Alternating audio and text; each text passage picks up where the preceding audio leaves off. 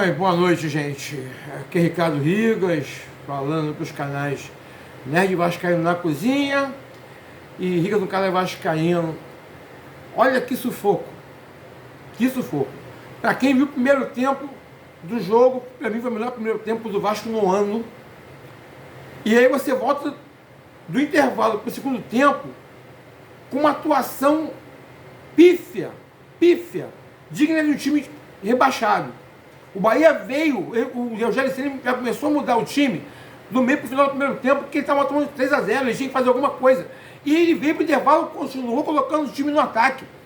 E aí o Vasco no segundo tempo ficou, o Vasco no primeiro tempo ficou no vestiário. E veio para o segundo tempo o Vasco de sempre. O Vasco que recua, o Vasco que para de atacar, o Vasco que não tem intensidade na marcação, o Vasco que não define a partida, porque o Léo Carmona estava falando em controle de jogo. Controlar o jogo, na minha opinião, é você vencer o jogo, é você meter gol. É você ter feito o terceiro, faça o quarto, faça o quinto. Aí você controla o jogo, porque você vai fazer 5 gols e vai ficar muito difícil para o time adversário tentar reverter 5 gols. Então esse controle aparente do Vasco não existiu, na minha opinião. Porque o Bahia atacou, fez o segundo gol, tá? Numa falha de marcação, o Tassiano entrou, chutou pro gol, o Léo Jardim fez um milagre na defesa, a bola sobrou pro atacante que entrou no primeiro tempo junto com o Lúcio Rodrigues, né? Aí ficou empolvorosa, aí São Januário fica empolvorosa, os jogadores parecem que estão, sabe, o termo correto é borrado, mas o termo correto não é borrado, né? Vocês vão entender o que eu quero dizer, né? As calças ficaram sujas de marrom, digamos assim, né? E o Bahia veio. E as substituições que o Rafael Paiva fez, desculpa, o Ryan se machucou, né? Uma dividida de bola, e aí veio o Alex Teixeira. Gente, o Alex Teixeira não pode entrar no jogo no ritmo que o jogo estava. O Bahia parecia um bando de rinocerontes vindo para cima do Vasco. E o Vasco jogando como se fosse um bando de velhinhas. Você colocou mais um velho para não ter intensidade. O jogo estava exigindo intensidade. A molecada no banco querendo espaço. Tanto que ele colocou a Alegria no final. Aí no final, o moleque deu umas 3 arrancadas. Tomou uma bola no final agora. Ou seja, moleque, intensidade do jogo. O jogo pedia intensidade. Tá? Controle de jogo, para mim, é fazer 3-4. O Vasco teve a oportunidade de fazer o 4º gol com o Paê, né? O Alex Teixeira com medo de chutar, porque aquele passe que ele deu, ele não chutou pro gol, que ele podia ter chutado pro gol, e o passe que ele deu foi muito forte. Se ele der um passe mais fraco, o Paê chapava de primeira e faria o 4º gol. Entendeu? Então, o Vasco é esse tipo, o Vasco é isso. São esses contrastes. Ele pode jogar um primeiro tempo fantástico como jogou hoje, e volta para o segundo tempo deixando aquele time que atuou bem no primeiro tempo, voltando com o time de antes. Sabe? A sorte é que o Vasco conseguiu vencer a partida. O Bahia não fez mais. No final do jogo, o Bahia perdeu um gol que nem eu, do jeito que eu tô machucado, perderia aquele gol. Né? A bola, o cara, ao invés de pegar, chutar de primeira, não quis matar a bola. Chuta para dentro, bate na bola que a bola vai entrar. Entendeu? Então o Vasco, ele pede para emoções não boas, emoções não palatáveis, não com intensidade bonita, não. É isso que acontece. O primeiro tempo do Vasco foi fantástico, sabe? Para mim foi o melhor primeiro tempo do ano. O time jogando coletivamente bem, o Paê jogando bem, querendo o jogo, o Galdame surpreendendo no toque de bola, conseguiu controlar o meio de campo, né? O Puma Rodrigues fez uma partidaça hoje, gostei muito da partida do Puma Rodrigues. O Paulo Henrique, nem se fala, que já fala há muito tempo, que é o melhor jogador da zaga do Vasco, né? O Michael estava jogando bem, aí falhou no gol do Lúcio Rodrigues, né? Na cabeçada, porque o Rogério Ceni teve que fazer muita modificação no time do Bahia, estava jogando só com o centroavante. Ele tirou um lateral, um ponta, né? E melhor, tirou o lateral, que estava tomando um calor do Puma Rodrigues, o jogo estava ao esquerdo deles, eles estavam dando um calor do Puma Rodrigues e do PH, né? E quem cai pelo lado direito do ataque do Vasco, né? Pelo lado esquerdo da defesa do Bahia, no primeiro tempo. Então, ele fez essa correção, ele tirou esse lateral, recuou o Luciano Juba e avançou, e colocou no centroavante. Então, ele manteve um 4-4-2, só que o 4-4-2 dele tinha um jogador que era mais recuado. Então ele pegou o Tassiano e colocou o Tassiano enfiado junto com o Lúcio Rodrigues, né? E um 4-3-3, na verdade, né? Uma vez no ataque, um 4-2-4. Então eles fizeram um gol. No primeiro tempo fizeram um gol, diminuíram o placar. O primeiro tempo acabou 3-1. E aí o Vasco volta no segundo tempo com esse tipo de atuação. Sabe? Então é muito complicado você estar no estádio, ou está vendo na frente da TV, você vê um time perder a intensidade de marcação, perder a vontade, parece que perdeu a vontade de jogar. Sentou em cima do placar. Você não pode sentar em cima do placar, você não pode sentar em cima do placar.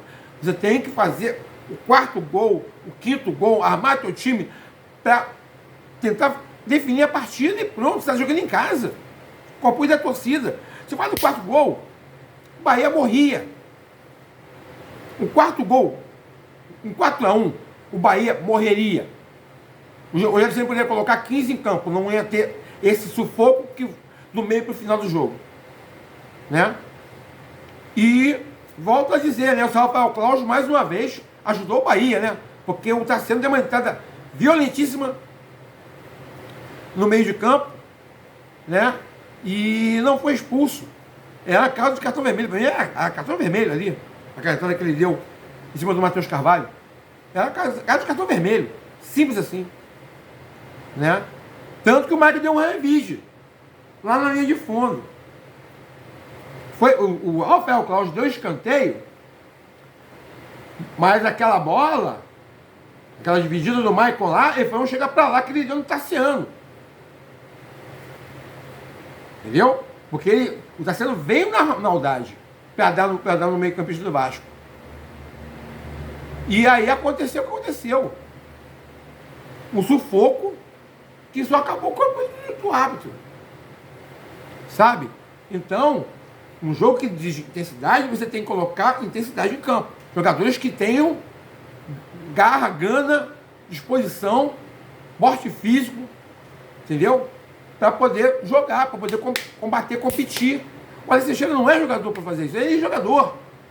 Ele vem no mercado chinês, e a China não tem disputa de bola, não tem. O futebol é incipiente na China. Entendeu? Então voltou. Quando ele voltou pro Vasco, na Série B, já não estava bem. Aí volta condicionado à entrada do Coutinho. Sabe? Então, tudo bem. Ganhamos a partida. Fomos para nono colocado. Ultrapassamos o Atlético Mineiro, colamos no Cruzeiro e o Bahia, seguramos o Bahia com 46 pontos. O próximo jogo contra o Botafogo, né? Na próxima terça-feira, aqui no Newton Santos. Eu provavelmente deveria esse jogo, né? No dia 5 de novembro. Eu deveria esse jogo para acompanhar, porque o Botafogo e Vasco é algo chamado Clássico da Paz, né? É um jogo tranquilo de ir, sabe? Eu fui a vários Vasco e Botafogo, nunca tive problema nenhum, pelo contrário, eu saí batendo papo com o torcedor do Botafogo, sabe? Ah, uma torcida legal pra caramba. Até de você resenhar, você é boa de resenhar, sabe? O Botafogo é líder do campeonato, mas está de olho na Libertadores, né? Espero que eles entrem com um time mais ou menos, né? Eles vão ganhar, eles vão passar para a final, né? Mas eles também precisam de pontuar por conta do Campeonato Brasileiro, né? O Palmeiras está colado 3 pontos atrás deles. Eles não têm um jogo. Eu vou jogar com o Palmeiras lá em São Paulo, confronto direto, primeiro e segundo colocados, né? Mas nesse jogo, o Vasco jogou bem o primeiro tempo, o segundo tempo não existiu, certo? O Vasco deu sorte pela atuação que teve no primeiro tempo, os 3 gols que fez, da forma que fizeram os gols, né? O Bahia ficou contrabalançado, o Rogério teve que fazer uma salada ali para poder modificar o quadro da partida, né? E foi uma correria que eles colocaram, né? Então, Volto a dizer, senhor Rafael Paiva, quando o jogo exige intensidade, coloque jogadores intensos, jogadores que tenham força física, jogadores que tenham juventude, jogadores que tenham garra para ir atrás do jogo.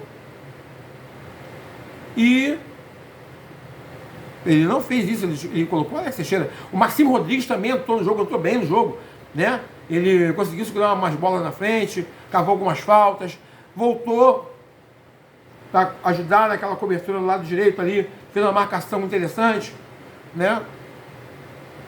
E o que vale é que o Vasco, volto a dizer, venceu uma partida que era para ter sido muito mais fácil, a meu ver, dificultou, mas conseguimos fazer os 3 pontos, que é interessantíssimo, jogar 43 pontos.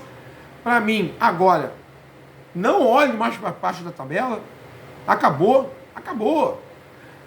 Vascaínos, olhem para cima, o Vasco tentar uma Libertadores.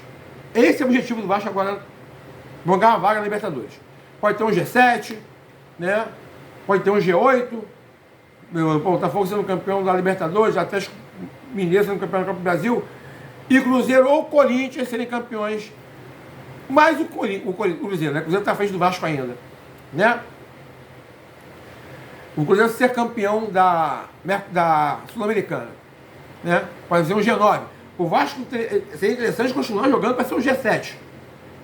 Né? Que o G7 é certo, né? Porque o Atlético Mineiro, o Flamengo vão ser campeão da Copa do Brasil, estão à frente do Vasco, né? Agora o Atlético está um ponto atrás. E o Botafogo e Atlético vão à final da Copa do Libertadores, ou seja, mais um brasileiro campeão da Libertadores, vai abrir mais uma vaga. Então é interessante o Vasco pontuar. Então agora o Vasco olha para cima da tabela, esquece esse fantasma de Série B, de rebaixamento, que 43 pontos agora, tranquilo. Os times lá de baixo estão muito fracos, estão muito ruins. Né? O Corinthians ganhou do Cuiabá hoje por 1-0, um gol de pênalti do Moisés Depay, né? Um pênalti sofrido pelo Thales Magno, né? E aí o Cuiabá praticamente já deu adeus à Série B, à Série A. Vai dar o lá a Série B em 2025. O Atlético Goianiense já caiu e hoje eu gosto muito do Cuiabá, sou simpático ao Cuiabá, mas eu acho que o time do Mato Grosso, do Mato Grossense, né? Ele já foi para a Série B do brasileiro, né? É triste, mas agora só restam 2 vagas para vários times, menos o Vasco, o que interessa. Eu sou Ricardo Rigas, falando para os canais Nerd Vascaíno na Cozinha e Rigas, um cara vascaíno, desejando a todos os vascaínos e todos que me assistem no canal, nos canais, uma boa noite. Curtam, compartilhem, se inscrevam no canal, nos canais, comentem e que nós temos agora uma boa noite de sono com o Vasco na 9ª colocação. Um abraço a todos, saudações vascaínas e um beijo no coração.